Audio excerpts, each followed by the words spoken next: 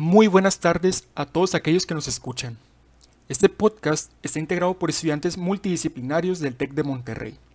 Eric Ruiz, de Ingeniería Mecánica Eléctrica, Irene Anaya, en Comunicación y Medios Digitales, Mariel Ortega, de Ingeniería en Biotecnología, Paulina García, de Ingeniería en Desarrollo Sustentable, y su servidor Arturo del Castillo, de Ingeniería Mecatrónica. Y hablaremos de una corriente de pensamiento político, económico y social que ha tomado mayor relevancia con el pasar de los años, el decrecimiento.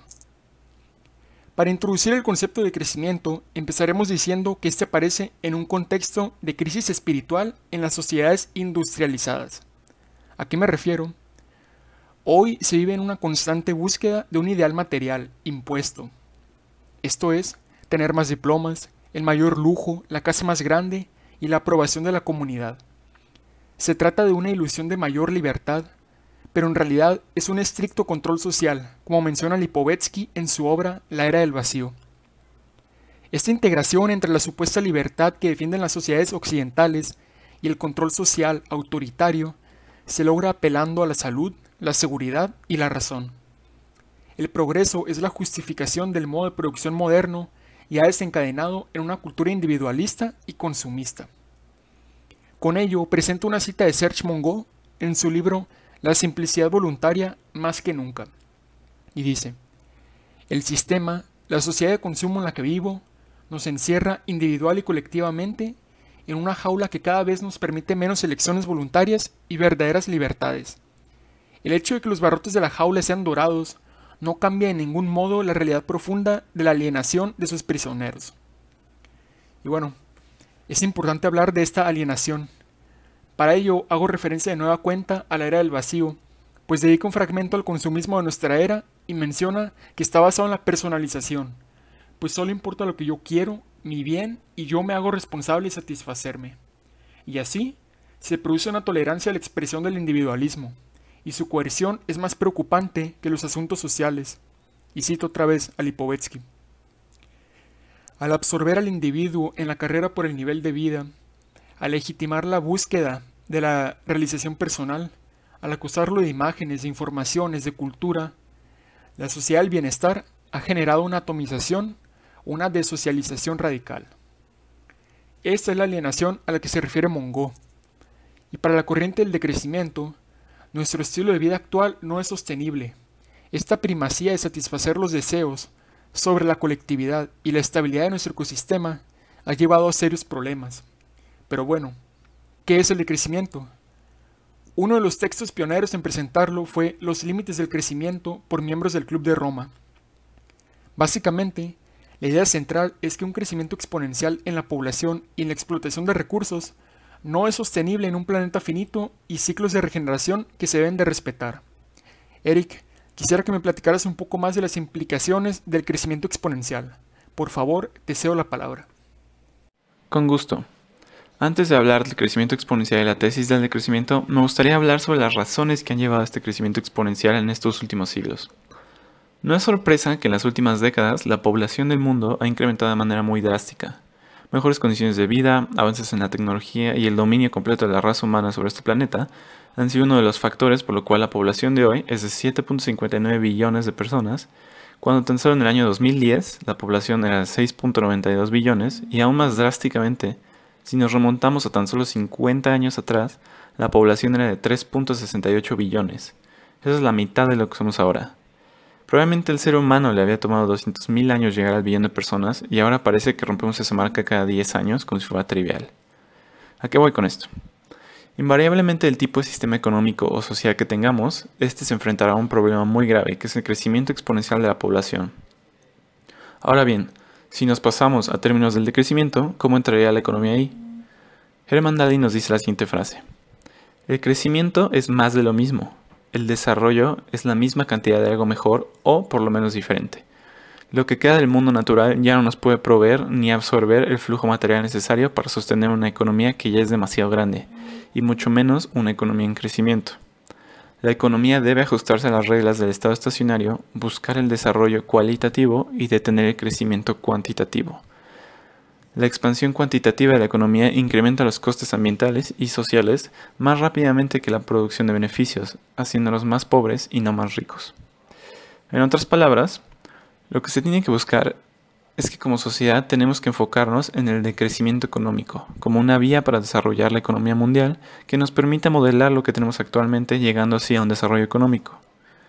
Ahora bien, siendo que la población actual que tenemos es tan grande y sigue incrementando, nos lleva a la cuestión de qué hacer para poder proporcionar una vida digna a la mayor cantidad de personas posibles en el planeta.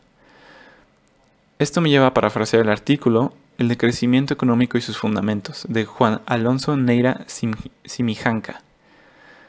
El decrecimiento lo que quiere plantear es la disminución regulada, controlada de la producción económica.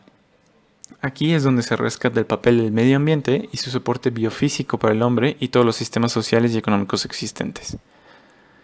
Mientras el ser humano existe en el planeta, la inquietud por el cuidado y el uso del medio ambiente y su insustituibilidad seguirá vigente.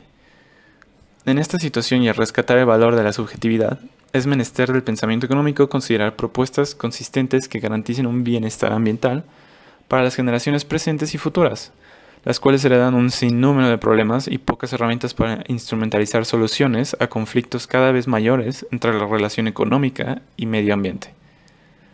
Me gusta remontar a la perspectiva de Paul Krugman, que fue el ganador del Premio Nobel de Economía del 2008, que nos dice que el estudio de la economía debe estar basado en las personas, en los intereses de estas y su entorno, y no pueden ser solo números y predicciones, haciéndolo esta una ciencia inexacta a pesar de que es considerada como una ciencia exacta. El aspecto económico siempre dependerá de la importancia que le damos a los otros ámbitos de la vida que nos rodea. Muchas gracias, Eric.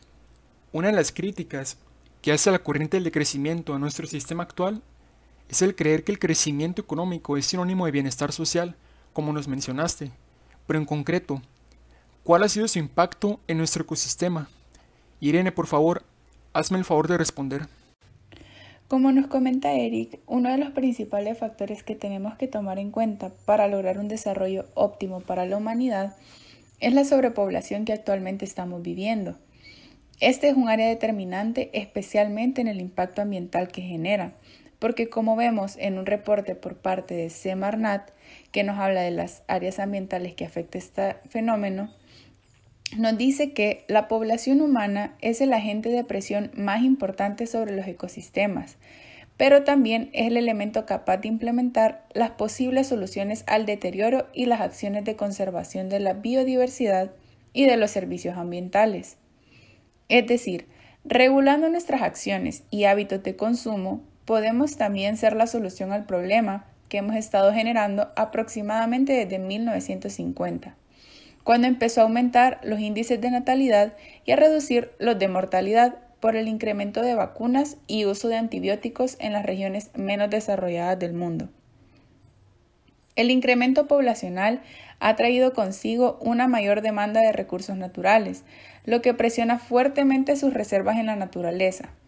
Por ejemplo, para cubrir el requerimiento de alimentos, tanto para uso humano como animal, el sector agrícola utiliza actualmente el 11% de la superficie terrestre y el 70% del agua total extraída de los acuíferos, ríos y lagos, lo que convierte en el mayor usuario de los recursos naturales del mundo.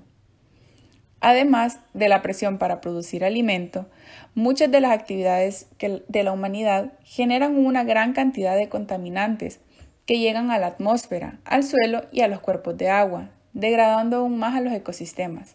Por ejemplo, en el 2010, cada habitante del planeta emitió a la atmósfera en promedio 4.44 toneladas de CO2, el principal gas causante del calentamiento global. Realmente, el aumento en la emisión de CO2 a nivel mundial proviene de muchas fuentes de actividad humana, que también está muy ligada a la actividad industrial y de transporte. Y es en esta última donde vemos diversos problemas ambientales como emisión de contaminantes atmosféricos, la generación de residuos como aceites, lubricantes, llantas, chatarra y la generación de ruido. Esto es claro en el caso de México, donde el parque vehicular crece incluso a tasas mayores que la población. El aumento de 1990 a 2001 fue de 75% en masa de vehicular. y por otro lado, el incremento de vehículos y de población conlleva el uso de vehículos más viejos que por consecuencia emiten más gases contaminantes que versiones más modernas.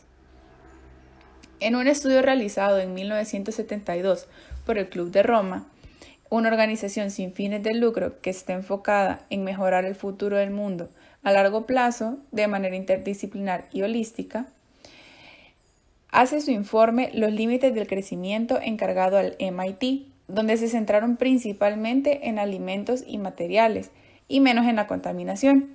Sin embargo, por lo que hemos revisado aquí, ahora sabemos que el principal límite para la economía proviene de los combustibles fósiles y las emisiones de CO2 que cambian la atmósfera y el clima. Y es viendo este panorama desfavorable para el medio ambiente donde Georgios Kallis, científico ambiental especializado en economía y política, nos dice que el primer paso debe ser prohibir los combustibles fósiles, limitar la extracción de materiales y gravar fuertemente el petróleo y el carbón. Desde su perspectiva, debemos limitar el crecimiento económico porque nos estamos enfocando en tener este crecimiento y competencia infinita en términos económicos, contando con recursos finitos que nos brindan principalmente beneficios en dos formas: como servicios de provisión, es decir, alimentos, fibras, combustibles, recursos genéticos, medicamentos, entre otros, o también como servicios culturales, que se refiere a los beneficios no materiales que se obtienen de los ecosistemas a través del enriquecimiento espiritual, desarrollo cognitivo, recreación y experiencias estéticas. Este límite es tanto necesario como posible, y lo vemos reflejado desde hace más de 30 años en el reporte realizado por el Club de Roma y el MIT. De la mano, debemos estar conscientes que para cambiar nuestra manera de vivir, refiriéndonos a un modo de vida sustentable a largo plazo, debemos cambiar nuestra manera de pensar. Tenemos que reconocer que hemos sobrepasado los límites del planeta y debemos actuar pronto, salir de esta burbuja del paradigma económico dominante para poder ver y sentir la insostenibilidad ecológica que representa. El estar inmersos en esta burbuja nos hace parecer que se está tomando acción mejorando la eficacia económica, creando productos amigables con el ambiente, como bombillos o automóviles ahorradores de combustible, pero sabemos que el consumo se mantiene e incluso ha incrementado con el paso del tiempo en todos los países del mundo. Así que, reitero, para cambiar nuestra manera de vivir, debemos primero cambiar nuestra manera de pensar. Gracias, Irene, eso fue muy interesante. En tiempos de pandemia, varios autores como Rob Wallace se han cuestionado el origen de esta plaga y muchos la atribuyen a la explotación en las supergranjas modernas. Mariel, ¿tú me podrías hablar un poco más de esto, tomando en cuenta lo que Eric e Irene acaban de desarrollar? ¿Cuál ha sido el papel de la tecnología para generar este tipo de crisis? ¿Es que se han aprovechado realmente para el bien de la humanidad? Por favor. Muchas gracias, Arturo.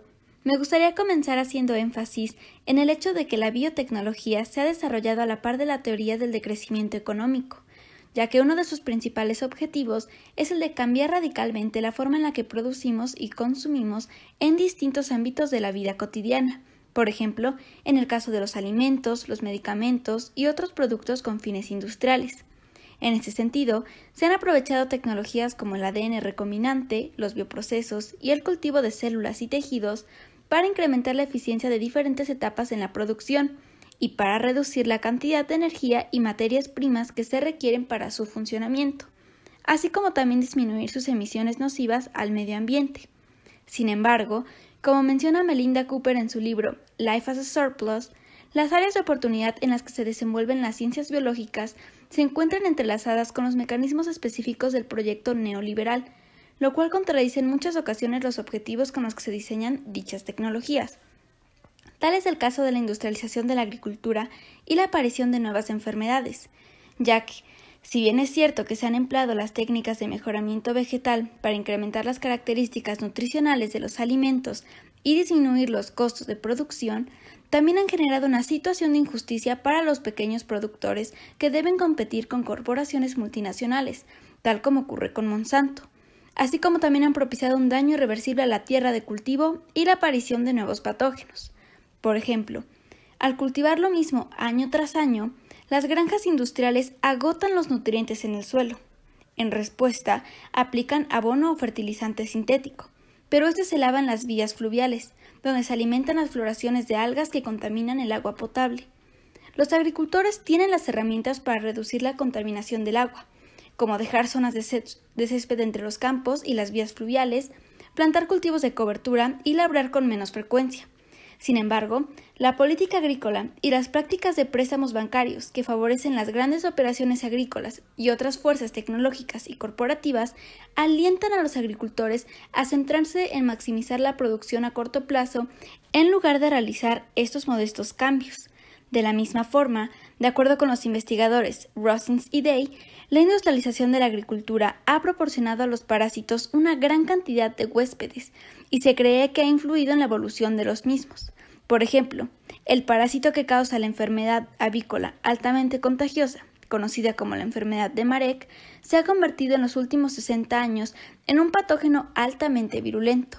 De hecho, esta podría ser una explicación razonable a lo que está ocurriendo con el coronavirus. Por lo tanto, cada vez son más los ejemplos en los que la implementación de la biotecnología contradice los principios del decrecimiento económico, de manera que, como mencionaba Irene anteriormente, esta burbuja basada en la idea de encontrar nuestra mejor versión está generando más daños en el medio ambiente de los que buscaba revertir en un comienzo. Entonces, el impulso utópico de crecimiento y la euforia alrededor de la alta tecnología han borrado los límites entre las esferas de producción y reproducción, el trabajo y la vida, el mercado y los tejidos vivos. Vemos cada vez más contradicciones y soluciones técnicas que no están a la altura de la situación. Por lo tanto, es importante que continuemos analizando el impacto de esta ideología que gira en torno al producir bio para producir aún. Excelente aportación, Mariel. Las bases que nos han proporcionado han sido muy importantes. Pero hay que tomar en cuenta otro aspecto. ¿Cómo es que la clase política ha sido cómplice de la sobreexplotación de recursos? ¿Qué clase de organización y políticas proponen los seguidores del decrecimiento? Por favor, Paulina, adelante. Muchas gracias, Arturo. Bueno, hablar de política en un contexto económico puede ser complejo, puesto que aquellos que defienden el libre mercado y el capitalismo moderno reconocen que la intervención del Estado puede perjudicarlos o bien perjudicar el orden de la economía. En el pasado, Adam Smith, a quien hoy conocemos como el padre de la economía, en su famoso libro La riqueza de las naciones, menciona bastantes cosas, pero quisiera mencionar los siguientes puntos que creo yo son clave para entender la economía actual. El primer punto es: el libre mercado siempre podrá proveer recursos a aquellos que puedan costearlo. El segundo punto es: las comodidades o recursos se regularán a sí mismas de acuerdo a la demanda. Y el tercero es: el gobierno no debe de intervenir en la economía y debe cumplir 3 funciones, que son proteger a la sociedad de amenazas externas, administrar justicia y crear instituciones y obras públicas. Entonces, siguiendo estas premisas de Smith, el modelo capitalista actual nos ha llevado a un crecimiento descontrolado, donde, conforme pasa el tiempo, los recursos se agotan a mayor velocidad.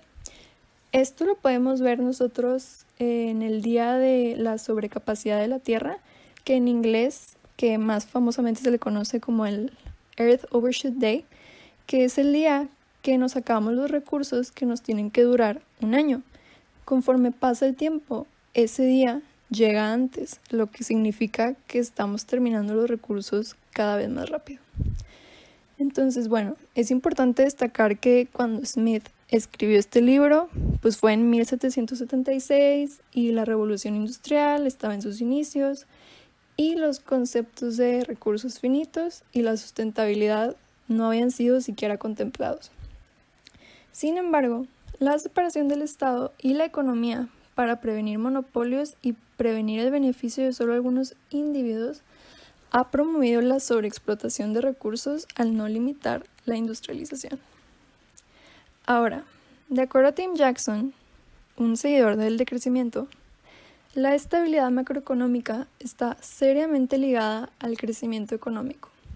Por esta misma razón, los gobiernos se ven obligados a darle prioridad a la industria, a su crecimiento y a la creación de empleos, ya que esto es vital para mantener la prosperidad en este modelo capitalista en el que estamos.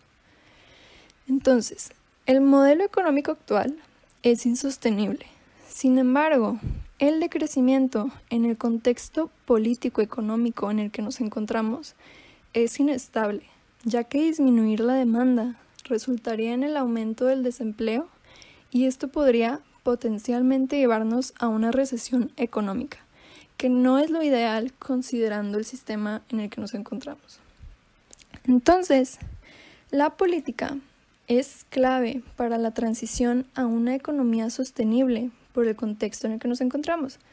De acuerdo a Katerina Cherkovskaya, otra seguidora del decrecimiento, una de las debilidades del decrecimiento es la falta de estrategia política dentro de su agenda. Esto hace que se perciba como que el decrecimiento está impulsado solo por ideas y no en intereses materiales de ningún grupo social en particular. Se habla de políticas revolucionarias sin tener una teoría de cómo o bajo qué condiciones se podrían implementar estas. Entonces, Georgios Kallis, otro seguidor del decrecimiento que tiene bastante literatura sobre el tema, menciona que de las personas que advocan por el decrecimiento existe una falta de entendimiento teórico del Estado. Se habla de soluciones y políticas radicales, pero no se tiene un modelo para explicar cómo se aplicarían estas políticas y tampoco se tiene una idea del rol que el Estado jugaría en estas soluciones. Y bueno, algunos de los ejemplos de estas políticas que han propuesto los seguidores del decrecimiento son las siguientes. La abolición del Producto Interno Bruto, la introducción de un impuesto sobre las emisiones de carbono, introducir un sueldo base y también un sueldo máximo, la reducción de horas laborales y el trabajo compartido, que así como suena es literalmente compartir empleo. Entonces, como podemos ver, estas políticas buscan de cierta forma separar al humano del sistema capitalista porque pues, son menos horas laborales, compartir empleo, la abolición del Producto Interno Bruto, que la medida del bienestar ya no sea en torno a lo económico. Y bueno, ya por último solo quisiera dar el ejemplo de la crisis económica del 2008 y cómo la falta de regulación en el mercado financiero fue una de las causas de esa crisis económica. También, pues, cómo hasta después de la catástrofe que fue esta crisis, después de que millones de personas perdieron sus empleos y muchos países se vieron afectados, cómo hasta después de eso se crearon leyes para regular el mercado financiero, como por ejemplo la ley de Dodd-Frank. Entonces hay que preguntarnos, ¿qué tanto tiempo más esperaremos para regular el sistema económico? Considerando que en el futuro la crisis, además de ser económica, podría totalmente ser ambiental, donde quién sabe si los daños hechos al ambiente puedan ser reversibles. Entonces hay que cuestionarnos qué tanto debe de involucrarse el Estado o bien qué tanto debe regularse la economía para evitar esta posible crisis tanto económica como ambiental. Gracias, Paulina. Podemos ver que no hay un apoyo desde la clase política y ahora, ¿qué podemos hacer? ¿Qué clase de existencia podemos tener? Erich Fromm intenta responder a ello en su obra Del tener al ser. Y básicamente dice que un modo de vida enfocado al tener presupone que el individuo siempre está en busca de objetos, personas, ideas y conocimiento para alcanzar su bienestar. Ese deseo de bienestar nunca está satisfecho, por eso cae en una búsqueda incesante. Fromm los describe como personajes de marketing, pues están dispuestos a adaptarse a lo que dicta el mercado de personalidades. Todo está para ser poseído, y ellos mismos lo están por las ideas del mercado, que controla su consumo, sus deseos y últimamente su identidad. Fromm ofrece la alternativa de no dejarse alienar por el sistema, llevando una existencia enfocada al ser en lugar del tener, para cuestionar la jaula y escapar de ella. Así, el ser es libre y activo en el mundo. Y uno de los conceptos fundamentales detrás del decrecimiento y que se puede relacionar en cierta forma con la existencia basada en el ser de Fromm es el de simplicidad voluntaria. Consiste en limitar el consumo y a cultivar fuentes no materialistas de satisfacción y de pensamiento. Podemos observar una gran similitud con el pensamiento de Epicuro, quien distingue los deseos necesarios y los superfluos para satisfacer los primeros y no dejarse dominar por los segundos. En Oriente también han aparecido prácticas similares, sobre todo en el budismo, con su filosofía de superación del sufrimiento, que puede deberse al deseo insatisfecho. La idea detrás del decrecimiento es que la revolución interior no violenta puede poner fin a los desórdenes de nuestro modo de producción insostenible y darnos una mayor satisfacción espiritual que la de una vida material. El decrecimiento es una propuesta válida, fundamentada, que proviene de una crítica de nuestra realidad. Y mientras sigamos cuestionando y proponiendo, existe la posibilidad de un mejor futuro, pues la rebelión y la desobediencia han sido los motores del auténtico progreso en la historia humana. Y bueno, eso ha sido todo. Muchas gracias por sintonizarnos. Esperamos que haya sido de su agrado y que nos escuchen en el siguiente episodio. Gracias.